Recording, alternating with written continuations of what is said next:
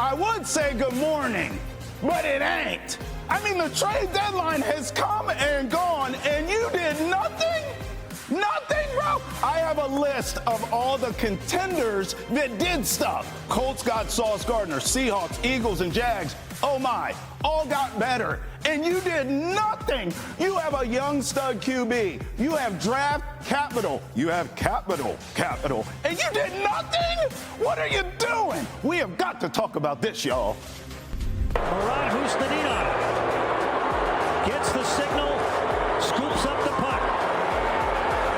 To the right circle, now the slot. Shoots, he scores! Subtle little pump fake to free Sorokin to beat a blocker side. Feels great after comeback. You know, it's a big penalty kill today. Great job by Sway. And big win for the team. 2 points. Well, look out, because the Bees did a whole lot of something and a breakout performance for Husnadinov. More on that here on Boston Has Entered the Chat. Sure, the World Series just ended, but you know what? Baseball free agency is right around the corner. What are these guys going to do? Lou Merloni is going to join us today. Trevor Story is back. What about Alex Bregman? What's his future hold after opting out? Lucas Giolito, is he going to re-enter the chat? Boston Has Entered the Chat begins right now. I mean, honest to goodness, you did nothing, Patriots? Nothing? Zilch? Dom the Pats something. fan. I mean, he tweets what we're all feeling. Patriots at the trade deadline every single year. You got the stick. You're poking the logo. Come on, do something. Epic meme. Anything. Daniel tweets. This guy's doing something. I couldn't do He's that. doing the most. No, I could can not you do imagine that. his inner thigh strength? I had so many questions. There's no, I'd fall right on my butt. Right. So after the Patriots seconds. stronger than we think, maybe. D tweets, Patriots with 30 minutes left until the trade deadline. Mike Vrabel morphs into Bill Belichick. You killed the man, but not the idea. Yikes. Lord have mercy. What Yikes. was Salem Mike, we 5 trust. Studios where Boston Has Entered the Chat here on a Wednesday, November 5th.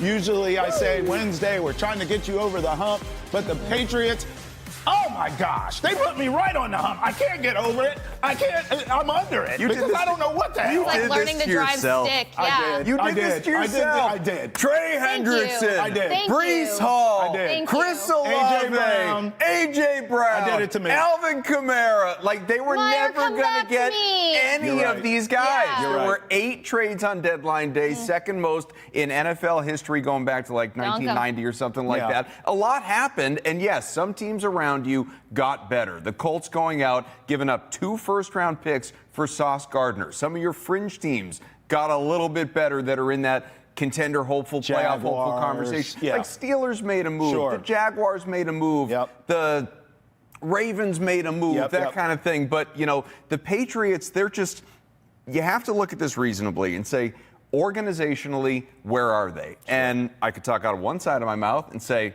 man, you got a boatload of cap space. You got an MVP candidate at the most important position on the field on a rookie contract in Drake May at quarterback. You got 10 picks in next year's draft. Like, you have, as you've talked about, like, you got draft capital, you got capital. They could have made a move. But what are you willing to do that requires giving up real assets to, like, sort of go for it, like, do it now? Like, again, Sauce Gardner 2 firsts, or Quentin Williams from the Jets. Not that the Jets were dealing with you anyway, but Quentin Williams, what do you go for? A first, a second, and a depth tackle? Ouch. Like, these are just unrealistic moves. Rashid Shaheed, we could talk about that was one. reasonable. He went for, what, a 4th and a 5th? Jacoby Myers, reasonable. A 4th and a 6th? Reasonable. You know, there are areas that the Patriots, Kasey, absolutely could have and should have made a move. Whether it's depth at wide receiver, depth on the offensive line, depth at the edge, depth at running back, depth is the key word. What I didn't want to see them do, honestly, was exactly what they did do, which is they were sellers. Yeah. The Patriots were sellers. Keon White, Duggar.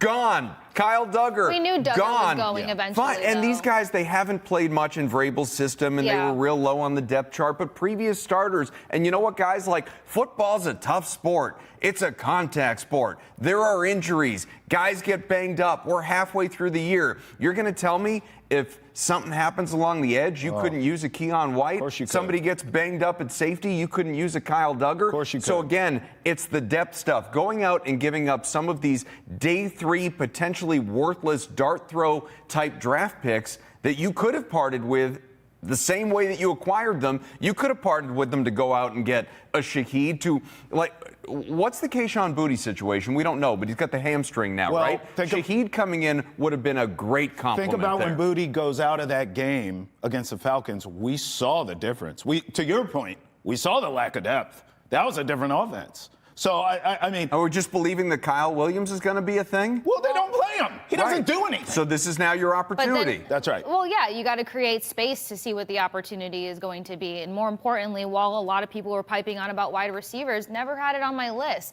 Not to be unrealistic here, but I think that what we have learned by Mike Vrabel is that you have to fit the Vrabel bill. So him not trying to be aggressive because the Patriots are exceeding expectations. Let's not forget when we first sat at this table, July and August, we're talking about a team that was maybe going to touch 5 to 7 wins. That was the sweet spot. You were always 9 or you were 10 in the always all the way playoff in. trip. I was sitting at roughly about 7, but we had a number of people sitting at 5 to 6. Yep. So because they're exceeding expectations, now there's this panic button to be like, oh my gosh, all in, go for the Super Bowl trophy now, today. But Vrabel, I think, is very level-headed in a sense to say, we have a plan, we're going to stick to it. Yeah. And There's a happy wide medium, receiving though. wise, the wide receiver was too crunk during training camp. And there's a lot of young talent there that needs to be developed. So if you bring in certain guys and you hinder the development, you're now falling into the theme of the league that is now destroying quarterbacks. And you're going to put yourself in a position where you're not properly making anyone a part of the future of this team. And yes, it feels crazy to talk about the future because they're doing so well now.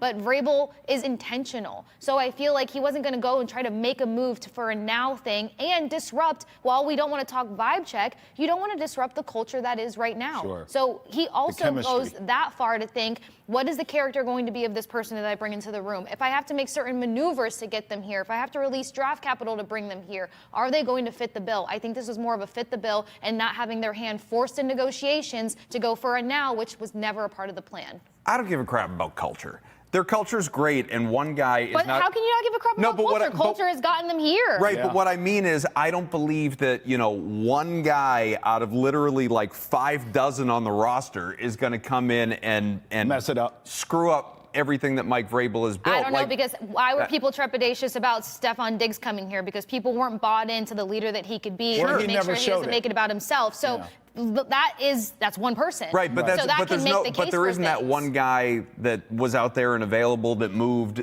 that would fit that reputation, right, of a Stephon That Diggs. moved, no. If you're talking about available in my world, it was A.J. Brown. That's a guy. Right, but he didn't move. So if we're operating in the realm of who was available that you could have had that was worth, and yeah, there are guys that in theory you could have paid up for. But even, again, going back to who actually moved and depth on the edge, which was an important issue. Yes. I think to your point, I think the long-term philosophy of, okay, we're ahead of schedule, but we're not where we want to be. Sure. And does one guy get us over the hump? Ultimately, take us from, we're leading the division. Nobody in the NFL has a better record than us right now in the AFC. We're in that conversation for a first-round bye and home field through the playoffs and all of these things. Absolutely, all relevant, but at the same time, again, if we're talking about day 3 picks, please go out, give up 2 of those for a Rashid Shaheed or somebody like that. I don't need to give up a 3rd rounder for, Jalen Phillips. Not that he was going from Miami anyway. They're not dealing in division either. Could have helped you get over that hump, Adam. What, you think? Yes. Honestly, you think Jalen Phillips for a 3rd rounder is going to be the difference for you? Could be. He could have been. I just don't know that I'm there. Now you have a point with the Dolphins. And a rental. The Dolphins say also. we don't want to do you this. Want, as a rebuilding organization, because they are. You can afford to rent because you can a afford 3rd rounder for a rental. For a rental, I don't think for that's now. where they are. You have the most cap space in the league, right? Trev, we came into this season Never mind how many wins they're going to get. We came in saying how incredibly talent deficient they are. Yes. They got Drake May, they got Christian Gonzalez, Yes. and they got a whole bunch of replaceable everything. That's right. Now you want to give up a third-round pick for a rental during a year that you're potentially overachieving on a joke schedule and haven't really played anyone yet other than Buffalo? That's exactly why I would. Because you're never going to be in this position again with the schedule. You're never going to be in this position again with these guys you haven't paid yet. Okay, but in the playoffs, you're going to play playoff teams. Yeah, that's right. You're going to play and real teams. That's right. And all those teams have stud quarterbacks. And you know what they don't like? Guys that can chase them down and get them on the ground. I think the Patriots missed a golden opportunity here that they may never have again. Where, yeah, sure, my fantasy football didn't come to fruition, unfortunately. You're out there playing Madden. I was. Play franchise mode. I was. But there were guys that I believe could have got you over the hump. You don't think a Jacoby Myers could help, a Jalen Phillips could help, or Rashid Shaheed, all these guys you named? Jacoby Myers was necessary. Sauce Gardner Myers with a and Christian. Diggs are potentially a little redundant. I'm just saying, Sauce Gardner and that's with a from Christian someone who never wanted him Gonzalez. to leave in the first place. There were moves to be made that the Patriots did not make, and they feel as though we're close with what we have. We're going to go for it. Fine. What it looks like to me is you're going to host a playoff game and lose it to Mahomes or who the hell ever, or Lamar, and then we're all going to be thinking, you know, if they had just bolstered this at the deadline, maybe they could have won this game. 617-790-0928. How are you feeling about the Patriots' trade deadline or lack thereof? Let's hear from Alan, who is family to the program by way of Lawrence. He lives in Arizona now. But this call we're going to play was from before the deadline. And he felt like I did, and many of you did. And then we'll check in after this call how we all feel now. Hey, good morning, guys. Happy Tuesday, NFL trade deadline day. With Travis this morning, I don't even need coffee. He got me so amped up. Anyways, I think that the Patriots should look for maybe a spare offensive lineman, a running back, and somebody else in the wide receiver room to just add to that whole component. I don't think they're going to make any big splashes because I think they don't want to mess with also the continuity of the team that's growing. So I would put it there. Now, whatever they do, I am going to be in support of because everything they've done so far has worked out fantastically. So that's all I got, and have a wonderful day, guys. Well, Alan, I'd love to hear from you now because here's what they did. Patriots tweeting out, we've signed Brendan Rice. I'm sorry, who? You talking about Jerry's son? You know Brendan. Is Jerry walking through that door or Brendan? Because I'm not sure. They also released Jonathan Ward from the practice squad. Whoop-de-doo. I mean, Michael tweets, you really just didn't send this out at the deadline. A practice squad, wide receiver. Not a good look for a fan base that was hoping, you know, you were going to use our salary cap advantage to bring in young guys and sign and trade like an Olave. We didn't even talk about him. Or even a fifth rounder for Trey. Yeah, I mocked you for him. I know. I mean, listen, I'm with you. And then we got a call, 617-790-0928. Jeff from the Woo feels like most of us feel right now. Take a listen to this. We'll react on the other side. Good morning, everyone. Jeff from Worcester calling back. Thanks for taking my voicemail yesterday. All I've got to say is surprise, surprise. Robert Kraft, Mike Vrabel, Elliott Wolf, whoever's in charge, same old regime, another year. You're finally winning, and what do the Patriots do? Nothing at the trade deadline. What a disappointment.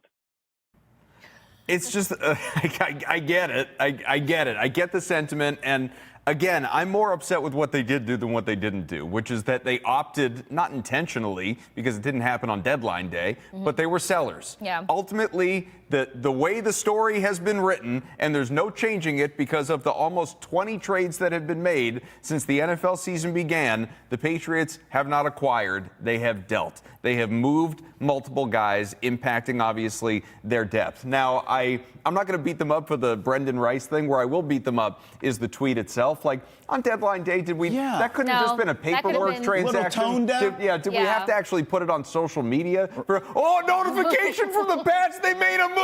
Yeah. That's the part that's they cruel. didn't really make a move. Yeah, that's the part that's cruel. That's mean. But as far as the Patriots not doing anything, again, I'm going to sound like a company man. I assure you, the Patriots are not paying me off here. I'm okay with them being committed to the long-term vision. I think ultimately that's smart when it comes to your first-round picks, your second and third-round picks. But you get to day 3, 4th, 5th, 6th, 7th. They have a bevy. I think they get 3 or 4 6th-round picks. Yeah, that's what they could have dealt. Move some stuff and get some depth in the door that could potentially help you if injury strikes in the second half of the year. Yeah. That I'm all for. Sure. Yeah, and honestly, that's where you and I are expected, by the way. lockstep. I thought that for sure that was going to happen. Exactly, because to clarify, it's not that I didn't want certain moves to happen. It was just the fact that I wasn't surprised in a sense because I didn't really feel like there was going to be any big moves made, even though there was loads of tweets from media being like, they're going to be sellers. We got a warning about the sell. They're going to be sellers, but they are also going to be buyers. So to the point of depth, that's kind of something that you and I talked about, Travis. We were like, if anything, maybe add some depth to your secondary just in case. You know what I mean? We did see some bang-ups early on in the season and training camp. The depletion in the running back. They're extremely thin over there. Does he have a real role? If we were to go in order of priority, you made the case to say you can't die on a hill of not getting a pass rusher because it's still going to help, period. Yes. Adding depth to the secondary makes sense. I didn't think that you really need to go all out for a wide receiver because I stick to the point of development and them kind of having an oversaturated room just a few months ago. So I'm not surprised, but yes, I would have liked to see something that would have bolstered a need here or add to the health of this team. I don't necessarily believe that this team believes what they're putting out, that they're close and we got and we're going to do it with this team. No, you're not. Like, this isn't enough. And I believe the people there know it. I think what we're doing here is we're looking at the long-term plan and we're not going to mortgage anything right now, even what we're talking about, the depth. Forget the splashy moves I wanted. That ship has come and gone. It ain't coming back. Well, we know I've been greedy with draft capital, so when we talk about a first-round pick, I said no. Well, that's my point, is even not making depth moves where you're giving up day 2, day 3 picks. This team's telling you we are all in. All of our chips are on the table for the long term. The cap space, the draft capital, the rookie or the young quarterback on a rookie deal. Christian Gonzalez hasn't been paid. They are thinking big picture here. They're not thinking right now. And again, I respect that. That's why I'm not going all tiki torches and pitchforks this morning. However, I think they blew it. I think it's the wrong move. I think you can serve both. I think the truth is in between. It always is. You don't have to go to the wall like I want them to do and play fantasy football and go get these stars and get a Lombardi now. But you should have added to depth, which is what you two are saying, because you do have a chance right now if you were to do that. I do not believe, as this roster is currently built, let me be clear, as this roster currently stands, they are not good enough. Whether you're at home or on the road, it doesn't matter. You're not beating Mahomes. You're not going to beat Allen. You're not going to beat these guys because you don't have the weaponry, and you could have acquired it. Would you be this stressed if the Colts didn't get the acquisitions that they did and the Steelers and some teams in the AFC? The Colts took a page out of the book of what I'm saying and went splash. The Colts said, hey, we have a running back that any other league, he'd be the MVP. Sure. We have a quarterback that won't crash the car. None of us believe in Daniel Jones. But, hey, he's good enough. That's probably what they're thinking. They have weapons for him, tight end, wide receivers. We need to bolster this defense. We need a difference maker to get us over the hump. Now, it's a different discussion if you think Sauce Gardner is that guy or not. But the Colts saw an opportunity to, how can we beat a Mahomes? How can we beat maybe a Drake May now? How can we beat a Josh Allen? Here's how. And they made the move. I commend that. I think the Patriots should have done that, but at the very least, they should have did what you two are saying that they should have done, which is add depth. Yeah, I mean, I'm going to sound a little bit like the, he jumped off the bridge, so I jumped off the bridge guy, but it's not like they're the only ones, right? Sure. Like, the Broncos didn't make a move. They're also 7-2. Steelers, who are a playoff hopeful, didn't make a move. The Buccaneers over in the NFC, who you're going to see coming up in a couple of days here in their house, they didn't make a move. Like, the Patriots weren't the only one that didn't bolster their roster. By the way, tiki torches and pitchforks give me two totally different vibes. One's like Caribbean and the other one's storming my castle. Not when they're together. Not when they're together. Knowing Travis, they make complete sense because the Caribbean vibe, all he needs is some rum so that he can nurture his wounds through this situation. Honestly, a dude who would have been a great fit. This is why, like, relationships matter, right? I mean, you want to talk about the edge rusher where, again, you are bad. I mean, you are borderline top 20, borderline when it Yes. comes to pressures, when it comes to QB sacks, all of that. How about Draymond Jones? You know, he goes to the Ravens. Ravens' problem is, you know, he goes from the Titans. Yeah. And the Titans do not Bad like Mike Vrabel. relationships. They're not Yeah. helping out Mike Vrabel in any way, shape, or form. So you already know Titans aren't dealing with you. You got 3 teams in the AFC East that aren't dealing with you. Yep. You know, someone, not that they're sellers, Jets, but like like you someone mentioned like, earlier. you know, Kansas City's not trying to help you out. Like, unfortunately, it's just a lot of. It's frustrating. It is. We're going to see where it goes. I just hope there's. I hope I'm not sitting here in 3 weeks screaming about, boy, Keon White be helpful right now, wouldn't he? Right. No, that's exactly what you'll be screaming in 3 weeks from now. 617-790-0928. Call us. What'd you make of the Patriots trade deadline or lack thereof? When we come back, we'll explore what's trending in the world of sports. Spoiler alert, Bill O'Brien is even more fired up than we are this morning. We'll tell you why next. Boston has entered the chat. Roll with us. Back here in our Salem 5 studios for what's trending in the world of sports. I wanted to do the full trap. Well, he came in and Nah, you're supported better. a That was a little little bit. better. You did. Yeah, I got my backup I singer. think you just second-guessed yourself like a smidge too much when Yeah, you you went to gotta go jump. hit the echo. You gotta jump. commit to it like I Tom do. Brady. Next time. Have the confidence Next time. of Brady. Well, Too soon. Nobody Too soon? has the confidence of Tom Brady. Tom Brady I'm is just trying to doing manifest things, some good things here on truly that chat. we only read about. Tom Brady revealed that his current dog, Junie, is a clone. What? Of his late dog, Lua, who died in December 2023. The dogs were cloned by Colossal Biosciences, Who? a biotech company Brady is an investor in, using blood collected prior to Lua's death. Hell no. Love this from Kasey. Nah, this is wild. No, this is wild. This is That's well delivered. It really was perfect. good. Someone do a blood test on Drake May. Is he Tom Brady's second? Is he Tom Brady's reincarnation? I know start- Brady's still around, but you know This we're is over. so how weird. long ago? So let's see. How old is Brady now? So weird. Brady's- 44, 45? Yeah, Maybe 45. maybe even a little older. When did he retire? So and Drake May. Yeah, was someone smart enough to clone? To take a blood sample from Tom Brady No. right after that first or second Super Bowl. No, we're not getting a clone. We're getting Tom again in the year 3000 because clearly he's going to freeze himself and come back in the year. Like This is straight- sick. This is sick, It's Tom. cringy. This is sick. It's This is super the kind of cringy. stuff that used to only happen in movies. Yes. Literally, used to be cinema. And it never ends well. I understand. We all die. Tom, I understand loving your family pet. I got a dog, had one before that, and a cat. Loved them all. Didn't need to do it again. No. It's okay to get another version. Maybe this one is you love them just the same. Maybe you know what? I'll tell you a little thing. Our current dog, who's 2 now. You know, I don't want to, like, it's not like, oh, I love her more than the previous dog. Sure. But I'll tell you what, this one's got a way better temperament. The Yeah. other one was super anxious, Yeah. barked all the time. Right. It was incredibly This one's frustrating. chill. This one doesn't do anything. Yeah. This one just wants to be patted and Yeah. loved and belly rubbed. Tom, go to a breeder, man.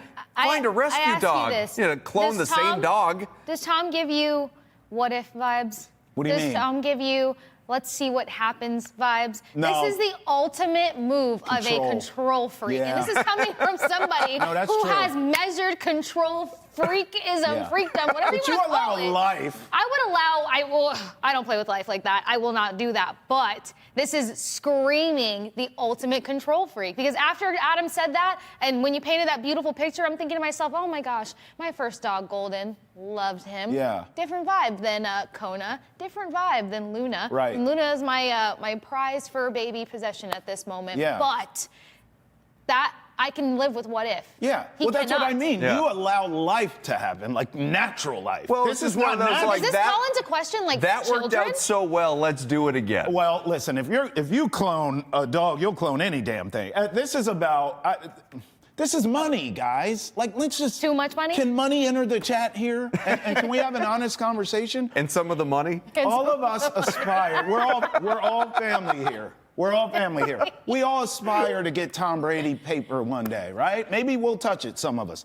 But this is like being detached from reality money, guys. This is what this is. He has so much money that someone got in his ear and said, Tom, we could make that dog again. And he goes, yeah, how much? It doesn't matter. He's an investor. Yes, he's an investor in the company. Right. The plan was there from day one. The control was there from day one. Yeah, I mean, this is a living thing created in a lab, obviously. So this is a little apples to oranges, but like, I don't know. There are lots of good steak places that I really like. I don't feel the need to go back every time. Sometimes I go to a different steak place. Sure. Let's find out if the other one's good too. Yeah, no, it's just strange. Tom, we love you, but this is some weird stuff you're pulling off here, man. Let's just call it what it is. We appreciate everything you did. You have a statue, for God's sake. There's breeders for a reason. But yes, and you can adopt. There's so many great dogs that need a great home. Like, what are we doing, Tom? Come on. Yeah, do something different here. Tom Brady spent a lot of time here in New England where we developed this love that we have for him. Let's be honest, we would clone Tom Brady. Can we clone our love for Tom towards somebody else? We would do it. If you told us that it would result in the same stuff on the field, we would absolutely eat all of the words we just spouted and clone Tom Brady. Brady worked with Bill O'Brien, longtime offensive coordinator here in New England, current head coach for how much longer, I'm not sure, at Boston College. Things not going well this year. Coach, I'm wondering, do you have a message for the fans? Obviously losing to Notre Dame, Catholic school rival, 1-8 now in the season BC. I've heard from a lot of fans. They're just really down. I'm really glad. You know, I'm glad you're down. I'm not down. Nobody's down. We're fighting. We're competing. You know, it's the second year of this program, Mike. You always come in here with these down questions. Like, you show up like once a month or something like that. You come in here with these down questions. I'm not down. I don't know what year you graduated from BC, but this is a program that we're building. Okay. Nobody here's down. We're positive. We're going to show up and play our asses off against SMU.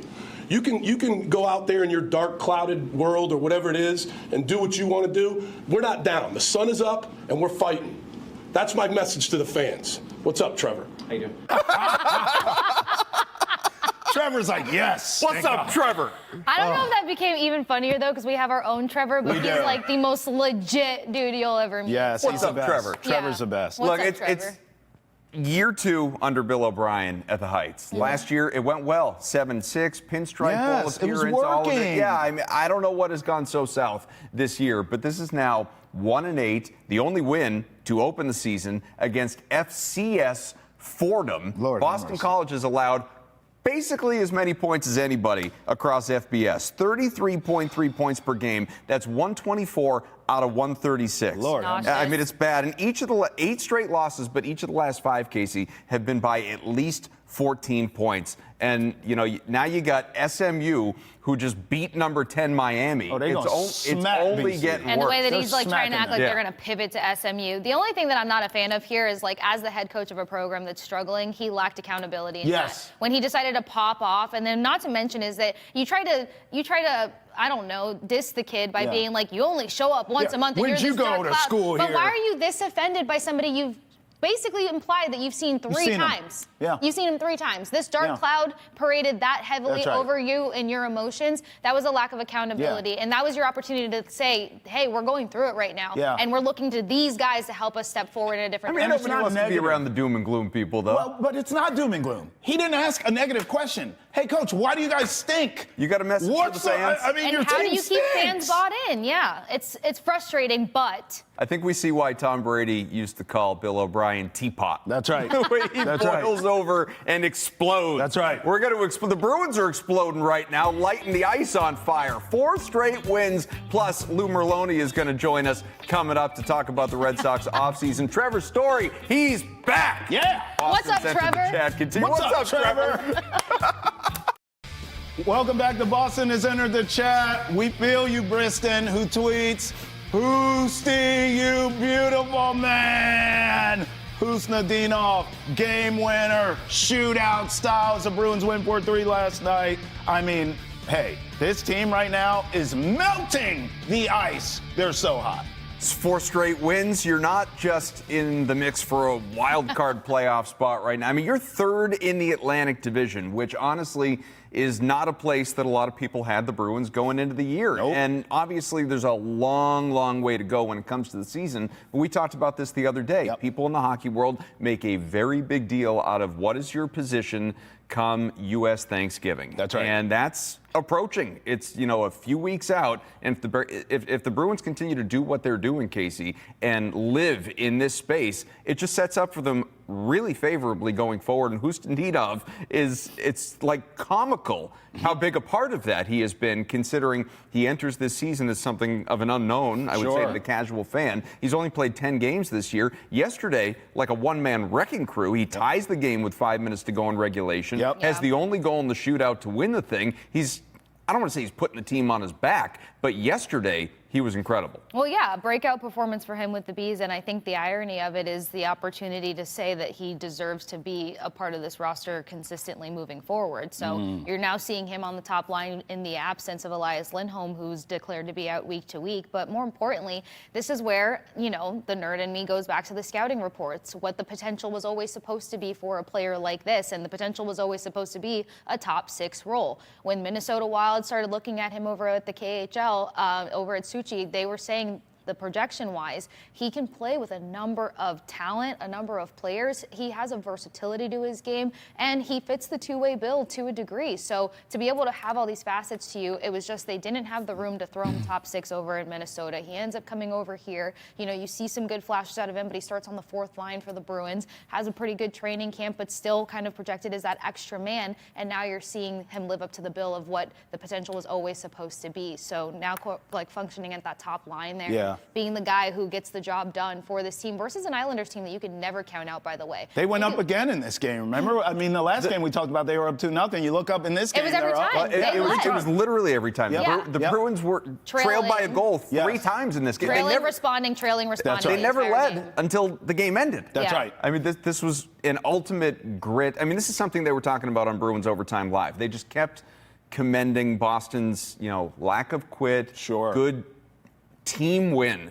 I know it's a cliche thing to say, but this is your prototypical just we're all in this. It's not cliche, it's true. Jeremy Swayman obviously did what he did. It's not cliche. And again, the pattern of maybe riding the hot hand for Marco Sturm now, because it was 2 in a row for Korpisalo. He's playing great. Is it going to be 3 in a row? Oh, wait, they go back to Swayman. Right. Swayman's great. Okay, let's do it again. It's 2 in a row for him. Now we sit here with this game coming up against the Senators, which is revenge on the mind. Swayman got drilled 7-2 last time out, and we don't have I don't have a clue. Maybe you have a clue. Who's going to start? Speaking of hot hand, taking it outside of the goaltending conversation, actually, Hustinov was talking about being shocked to get the tap on the shoulder for the shootout. So that's where you see how much Marco Sturm takes to the potential of what pushing the right buttons. He's like puppet master style, and it's working. I mean, buy-in is what we always talk about. Clearly, they're buying in. Here's Husty right here with Adam one-on-one after playing the hero Different in this Adam. game.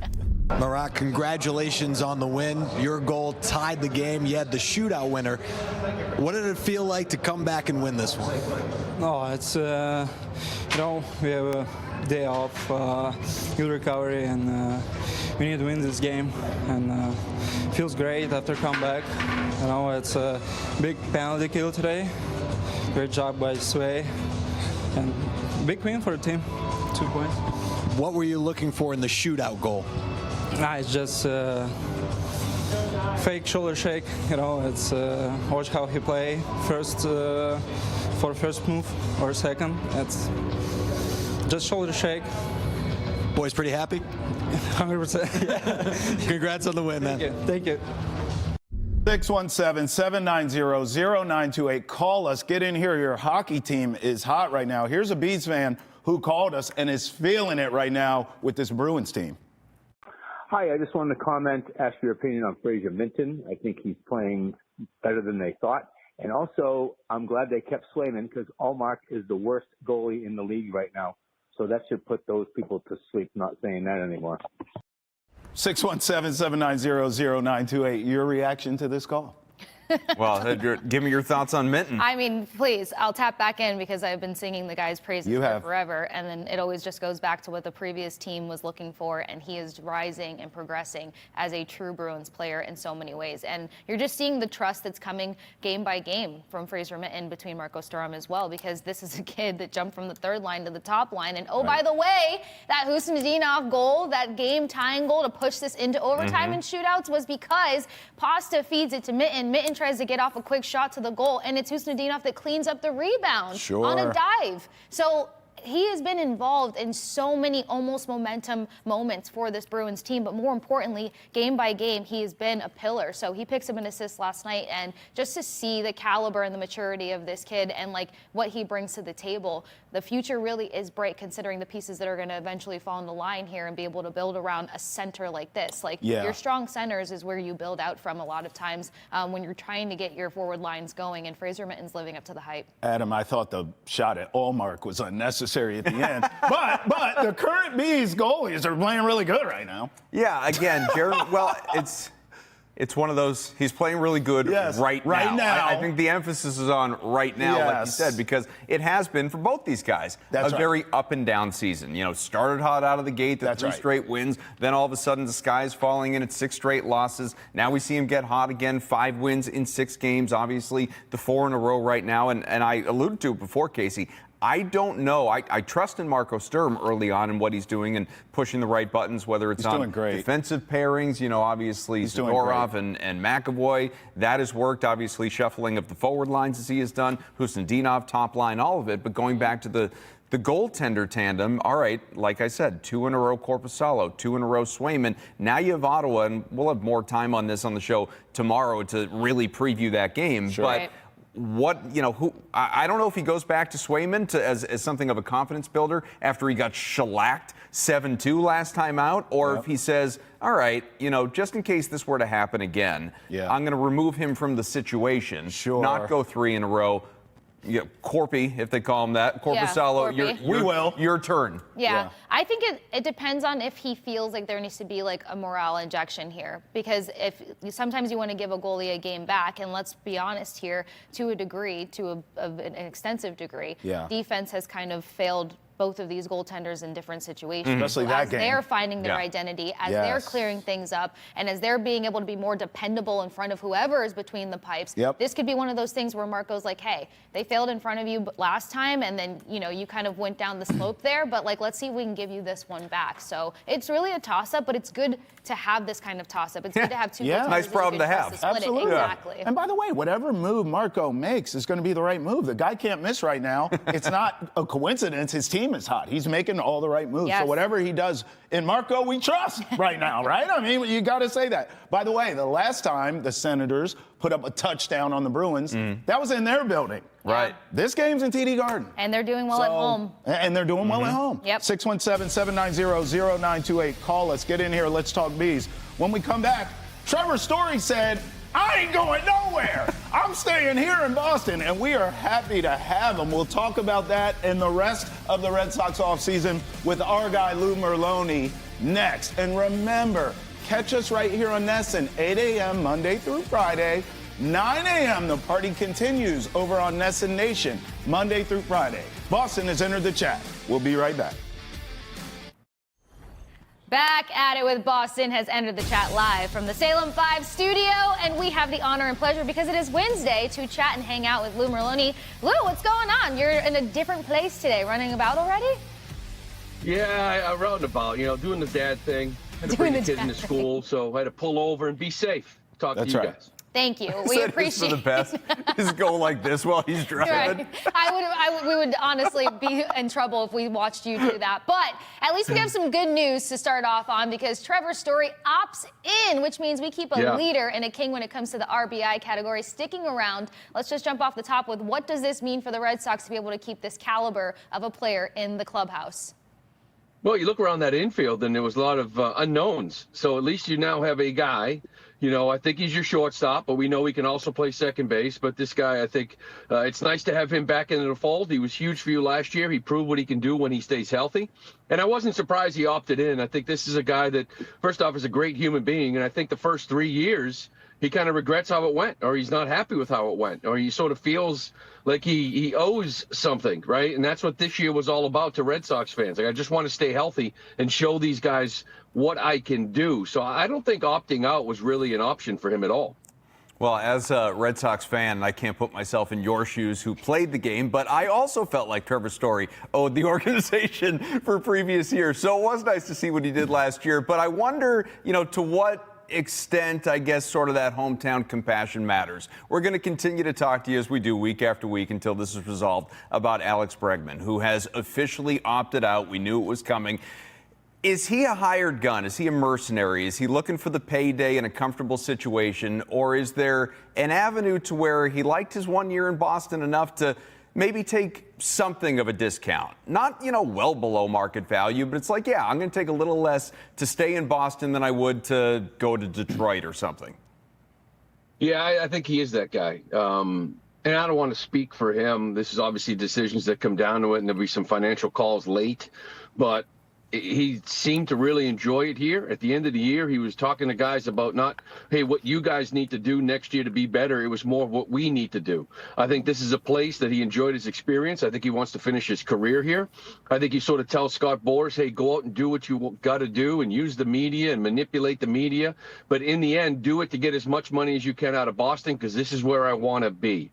And I think, everybody works. Scott works for them to go get the most money. But every once in a while, Scott has a client like Bregman that has made his money, that has won championships, that is comfortable and knows where he wants to be. And I think it's here. So we'll see how this whole thing unfolds. But that's kind of what I'm expecting.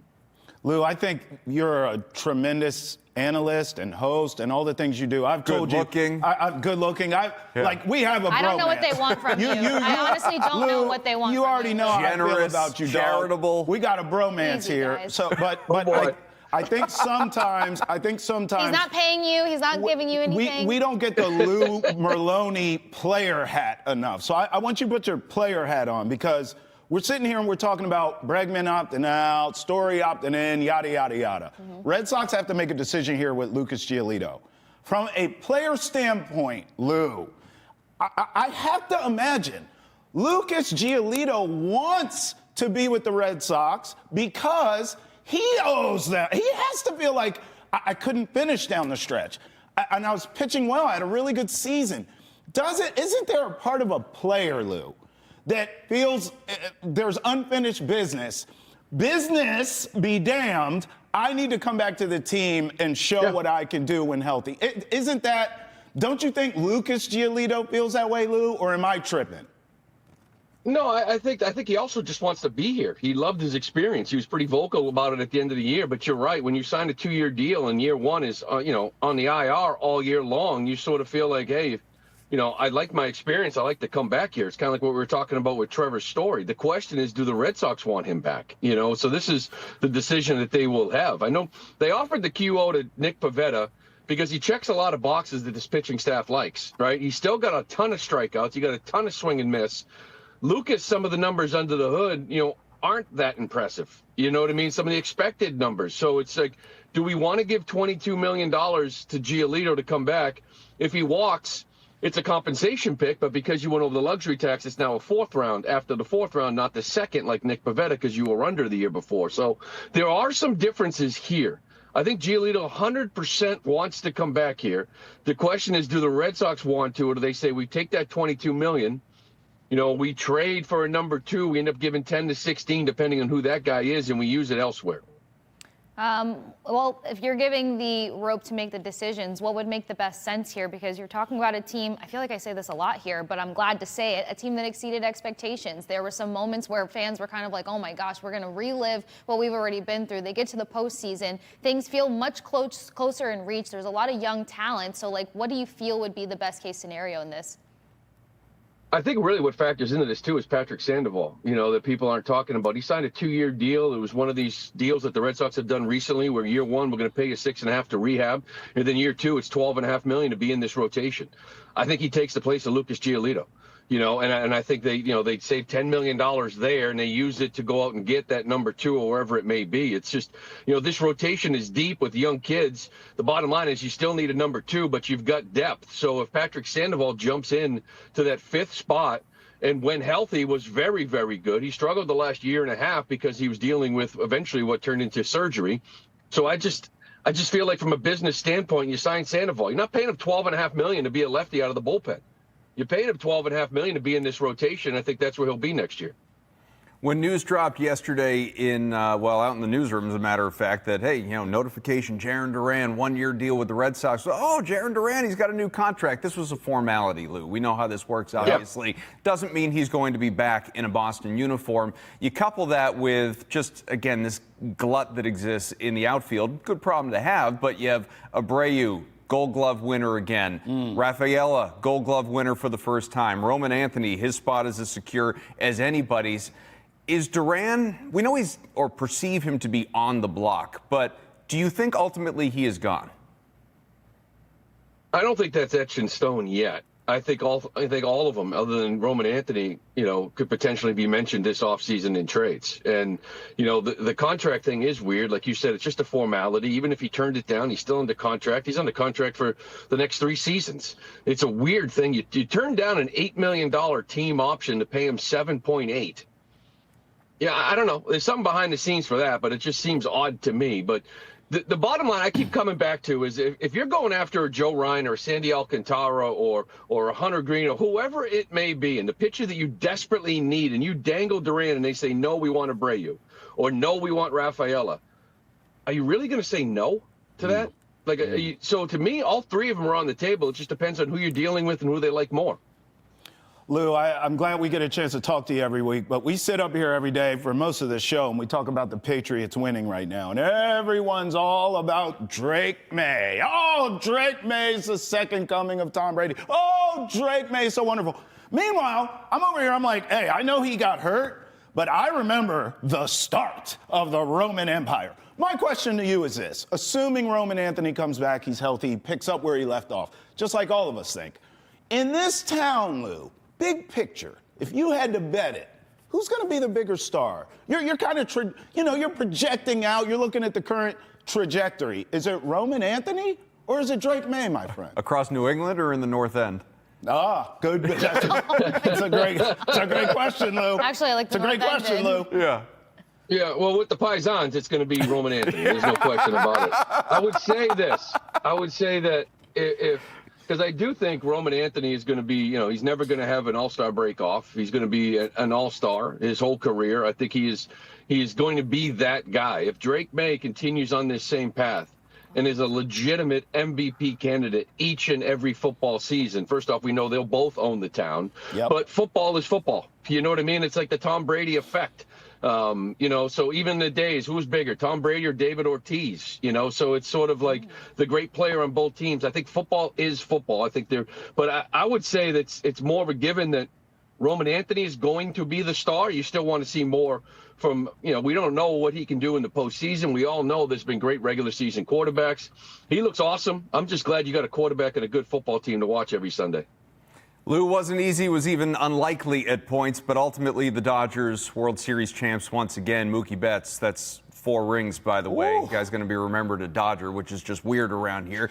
But I think the thing that everyone comes back to now after L.A. wins yet again with a $350 million payroll, whatever it is. Toronto was top 10, top 7 even, so it's not like this was the little engine that could. But does baseball need a salary cap? Or do the Dodgers continuing to do what they do and already linked to guys like Kyle Tucker and who knows what they're going to do this offseason to go try and get another one and three-peat the thing, does their dominance speed up another lockout? I don't think we've had this discussion forever about baseball having a salary cap. I don't think so. I think you can tweak it. There's no question about it. I mean, we pay people in tax for going over a certain number, right? 247, whatever it is. We don't pay anybody for going under a certain number, which is, I think, a very good idea. It's like a soft floor. I think the Los Angeles Dodgers, what they have done with deferred money has changed the game, but I think owners actually love deferred money if the players want to do it. So the greatness of the Dodgers, I thought we're going to play over 162 because they were so deep. 4 teams had better records than the Dodgers in the regular season. I thought the Stars would outplay everybody in the postseason. It went to a Game 7, an epic Game 7. So the Dodgers are an issue. The Dodgers are always also great for baseball. The ratings were through the roof. The Yankees, I played against them in the late 90s, early 2000s, and they were outspending. Well, the team's caught up to them. That team is getting older. You may have to withstand it for another year or two. But I don't see it happening I don't. And you can talk lockout all you want because of the Dodgers, but like I said, they weren't that dominant. They did win the World Series. They did what we thought, but I thought there's more parity in the league right now than we have ever seen. Yep. Like I was thinking about going into next season. There's like 4 teams that can't make the playoffs right now. Like 4. And I don't think you can say that about any other league. Yeah. Before we let you go, Lou, my biggest question being, now that the 2025 season is officially behind us, do any new names rise to the top of your checklist that could be a fit with the Red Sox for the upcoming season? I actually like the Japanese guy out in Japan that's from the Giants, Okamoto.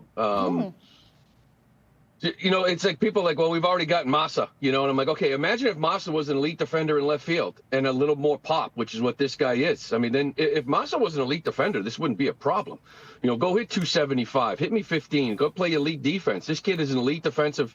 Well, he's a good third baseman, can be an elite defensive first baseman. He doesn't strike out. He draws his walks. He's got more pop than Massa. So if like the Pete Alonso thing gets a little wild, I like to have that guy in the fold. So, I mean, that's something that jumps out to me. This in free agency, the question to me is, I just believe the number 2 guy is going to come in a trade because I think there's guys out there to be gotten. But, in free agency, there's a lot of big names if you want to spend. I just want them to trade for a number 2, and then every other dollar they spend to be on bats. And improve this lineup and change the profile. Get me more power. Get me more contact. Bring in 2 or 3 guys, and that includes Bregman. I love it. Well, hopefully we're getting closer to some answers here because the offseason's already feeling quite long, but we know that it comes and goes quickly. The one and only Lou Merloni joining us here on Boston's End of the Chat. Lou, please drive safe with everything else you got going on today. Thank you for pulling over and chatting with us yet again. You got it. Anytime. We'll see you guys next week. See you, Lou. Need some alliteration for I love him. Lou Merloni Wednesdays is not alliteration, I know. but we need something. He's just the best. You gotta find something there. You He gotta had find me something at good. pop in the bat. As soon as he said, I don't care. Like, go get a number 2 starter and then just get me guys who can hit. I mean, I like He's right. the last thing that obviously, Shohei's a unicorn. He's literally the greatest player in Major League Baseball history as far as I'm concerned and many other people. Yes. But, Yamamoto out there is the MVP of the World Series. Look, Yoshida has not maybe lived up to the contract, but the Japanese guys who have obviously come in recent, I mean, we know that, like, it goes back to, I mean, there are so many.